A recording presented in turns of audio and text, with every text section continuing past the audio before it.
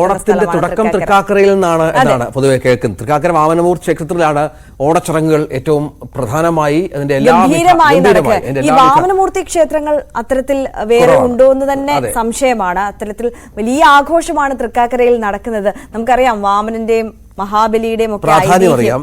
അപ്പോൾ അവിടുത്തെ ആ ക്ഷേത്രത്തിലെ ചടങ്ങുകൾക്കും അതുപോലെ പ്രാധാന്യമുണ്ട്. ടോം കുര്യാക്കോസ് അവിടെയുണ്ട്. ടോം അല്പസമയത്തിനകം എത്തും എന്ന് നമുക്ക് കരുതാം. കാരണം തൃക്കാക്കര ക്ഷേത്രത്തിലേക്ക് പോയാൽ തൃക്കാക്കര നമുക്കറിയാം ഓണത്തിന്റെ എല്ലാവിധ ആഘോഷങ്ങളും അവിടെ ആരംഭിക്കുന്നത്. നമ്മൾ അങ്ങനെ പറയും, ഓണം ആരംഭിക്കുന്നത് തൃക്കാക്കരയിൽ നിന്നാണ്. അവിടെ ഈ ഓണ സമയത്ത് മാത്രമല്ല ബാക്കി സമയത്തും ഒക്കെ തിരക്കുള്ള പ്രധാനപ്പെട്ട ക്ഷേത്രമാണ്. ഞാൻ ഈ പല സമയത്തും ഓണ ദിവസങ്ങളിലൊക്കെ അവിടെ റിപ്പോർട്ടിങ്ങിന് എറണാകുളത്തൊക്കെ ജോലി ചെയ്യുമ്പോൾ റിപ്പോർട്ടിങ്ങിന് അവിടെ പോയിട്ടുണ്ട്. ഈ പല ക്ഷേത്രങ്ങൾക്കും പലതരത്തിലുള്ള സങ്കല്പങ്ങളും ആചാരങ്ങളും ഒക്കെ ഉണ്ട് ആര്യ. കാരണം ഈ ഓണവുമായി ബന്ധപ്പെട്ട ഈ തൃക്കാക്കര അപ്പന്റെ ഒരു ഐതിഹ്യം എന്ന് പറയുന്നത് നമുക്കറിയാം. ഈ ഓണപ്പൂക്കളത്തിനോടനുബന്ധിച്ച് ചിലര് ഓണപ്പൂക്കളത്തിന്റെ നടുക്കാണ് അല്ലെങ്കിൽ സൈഡിലായിട്ട് വിളക്ക് കത്തിച്ചു വെച്ച് ഈ തൃക്കാക്കര അപ്പനെ ഒരുക്കി വെക്കും. അതിന്റെ ഒരു ഐതിഹ്യം എന്താണെന്നറിയോ രഞ്ജിത്തിന്? അതായത് നമുക്ക് എല്ലാവർക്കും ഓണമാകുമ്പോൾ മലയാളികൾ തൃക്കാക്കര അപ്പനെ പോയി കണ്ട് വണങ്ങണം എന്നുള്ളതാണ് ഒരു വിശ്വാസം. അതിന് സാധിക്കാത്ത ആളുകൾ ഇത്തരത്തിൽ വീടുകളിൽ തൃക്കാക്കര അപ്പനെ മണ്ണുകൊണ്ട് കുഴച്ചുണ്ടാക്കി വിളക്ക് കത്തിച്ച് പ്രാർത്ഥിക്കണം. അപ്പോൾ നമ്മൾ അവിടെ ക്ഷേത്രത്തിൽ പോയതിന് തുല്യമാകും. അങ്ങനെ ഒരു വിശ്വാസമാണ്. ഇതുമായി ബന്ധപ്പെട്ട് പല വിശ്വാസങ്ങളും നിലനിൽക്കുന്നുണ്ട്. അപ്പോൾ തൃക്കാക്കരയുമായി ബന്ധപ്പെട്ടിട്ടുള്ള വിശ്വാസം അങ്ങനെയാണ്. ഇന്നലെ തൃക്കാക്കര പൂരം നടക്കുകയുണ്ടായി. അതിഗംഭീരമായ ആഘോഷമായിരുന്നു അവിടെ നടന്നത്. ടോം കുര്യാക്കോസ് നമുക്കൊപ്പം ചേരുന്നുണ്ട്. Tom, good morning. ഓണാശംസകൾ. എങ്ങനെ പോകുന്നു തൃക്കാക്കരയിലെ ഓണം വൈബ്സ്? രഞ്ജിത്തോ, ഓണാശംസകൾ. രാവിലെ നല്ല മുണ്ടൊക്കെ എടുത്ത് സുന്ദരനായിട്ട് നേരത്തെ സൂചിപ്പിച്ചതുപോലെ നമ്മുടെയൊക്കെ ഈ മലയാളികളുടെ ഒരു ഓണസങ്കല്പം എന്ന് പറയുമ്പോൾ തൃക്കാക്കര ക്ഷേത്രവുമായി ബന്ധപ്പെട്ട് കിടക്കുന്നതാണ്. പ്രത്യേകിച്ച് നമുക്കറിയാം ഇതിന്റെ ഒരു ഓണത്തിന്റെ ഒരു ഐതിഹ്യം തന്നെ തുടങ്ങുന്നത് ഈ തൃക്കാക്കര ക്ഷേത്രവുമായി ബന്ധപ്പെട്ട ചരിത്രത്തിന്റെ ഭാഗമായിട്ടാണ്. തൃക്കാക്കര അപ്പൻ എന്ന് പറയുന്നത് അത് ഭഗവാൻ, അതായത് വിഷ്ണുവാണ്. വിഷ്ണുവിന്റെ അവതാരമായിട്ടുള്ള വാമന മൂർത്തി ക്ഷേത്രം, അത് ഈ വാമനന്റെ ഇതിലുള്ള പ്രതിഷ്ഠയുള്ള കേരളത്തിലെ അപൂർവം ക്ഷേത്രങ്ങളിൽ ഒന്നാണ് തൃക്കാക്കരയിലേത്. ഇതിന്റെ ചരിത്രത്തിൽ അല്ലെങ്കിൽ ഇതിന്റെ ഐതിഹ്യത്തിന്റെ ഈ ഓണത്തിന്റെ ഒരു ഐതിഹ്യം പരിശോധിച്ചാൽ തന്നെ നമുക്ക് മനസ്സിലാക്കാൻ കഴിയുന്ന പല കഥകളുണ്ട്.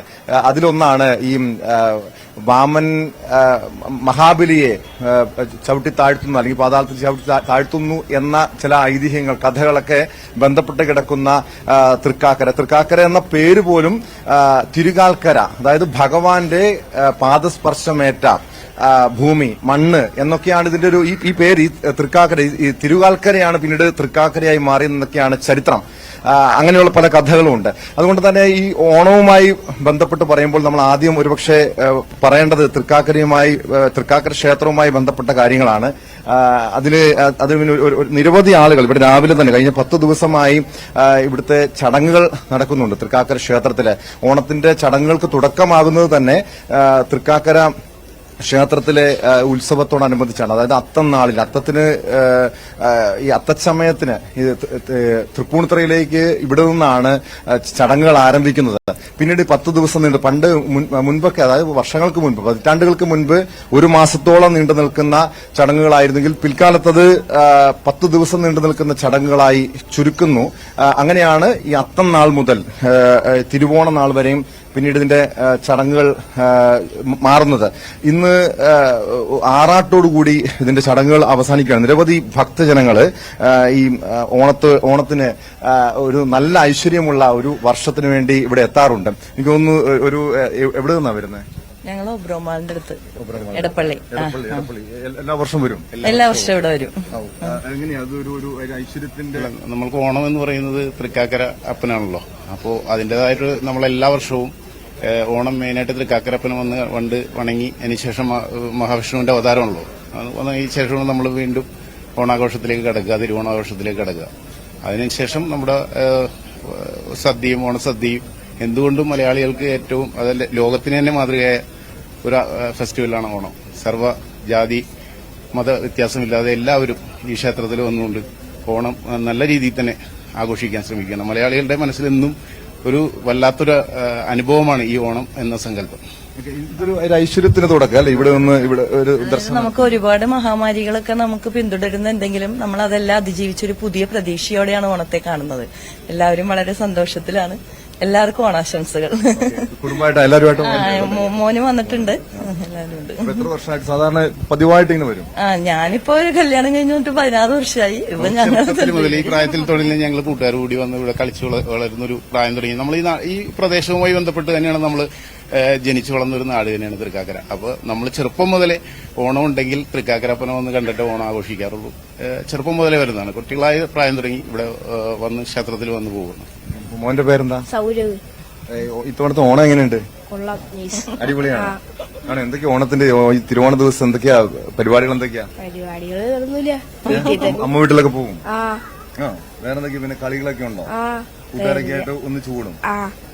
വേറെ കസിൻസ് ഒക്കെ വരുമോ? ഓ ഓക്കെ. അപ്പൊ ഓണാശംസകൾ. ഇതാണ് ഇങ്ങനെ നിരവധി കുടുംബസമേതമാണ് ഓരോ വ്യക്തികളും ഇവിടെ ഈ തൃക്കാക്കര ക്ഷേത്രത്തിൽ നിന്ന് എത്തിയിട്ടുള്ളത്. നമുക്ക് കാണാൻ കഴിയും രാവിലെ മുതൽ തന്നെ ചടങ്ങുകൾ തുടങ്ങിയിട്ടുണ്ട്.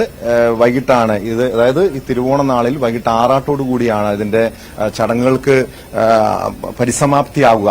അല്പസമയത്തിനകം തന്നെ വാമനൻ മാവേലിയെ വരവേൽക്കുന്ന ചടങ്ങുകൾ ആരംഭിക്കും.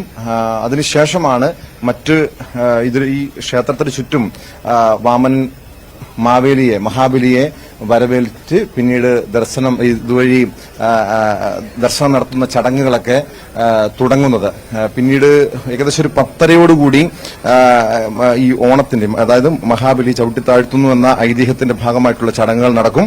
പിന്നീടാണ് ഓണസദ്യ. ഏകദേശം 25,000-ഓളം ഭക്തർ ഇവിടെ തിരുവോണ നാളിൽ ഓണസദ്യ ഉണ്ണാൻ വരുമെന്നുള്ളതാണ് ഈ സംഘാടകർ കണക്കുകൂട്ടുന്നത്. ഇന്നലെ തന്നെ, അതായത് ഉത്രാടം നാളിൽ തന്നെ ഏകദേശം 10,000-ലധികം ആളുകൾ ഇവിടെ ഓണസദ്യ ഉണ്ണാൻ എത്തിയിരുന്നു. ഇന്ന് 25,000 പേർ എത്തുമെന്നാണ് കണക്കാക്കപ്പെടുന്നതും. അങ്ങനെ വലിയ ആഘോഷമാണ് അവിടെ. ടോമും ആ ആഘോഷത്തിന്റെ ഭാഗമാവുകയാണ്. നമുക്ക് തൃക്കാക്കര അപ്പൻ എന്നത് ഒരുപാട് വലിയ സങ്കല്പങ്ങളുടെ അതെ അതെ അവിടെ എത്തിയ ഭക്തജനങ്ങൾ പറയുന്നതും അത് തന്നെയാണ്. അതായത് അവർക്ക് ഓണം എന്ന് പറഞ്ഞാൽ തൃക്കാക്കര അപ്പൻ തൃക്കാക്കരയിലെത്തി ആ പൂജകളുടെ ഭാഗമാകുക, അതിനുശേഷം അവിടെ നിന്ന് സദ്യ കഴിക്കുന്നതാണ് അവർക്ക് ഏറെ പ്രിയങ്കരം എന്നുള്ളത്.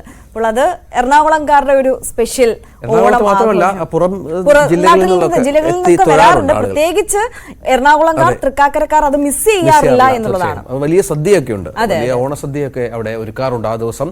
ഏതായാലും നമുക്കൊരു ഇടവേളയിലേക്ക് പോകാം. അതിനുശേഷം മറ്റ് വാർത്തകളിലേക്ക്.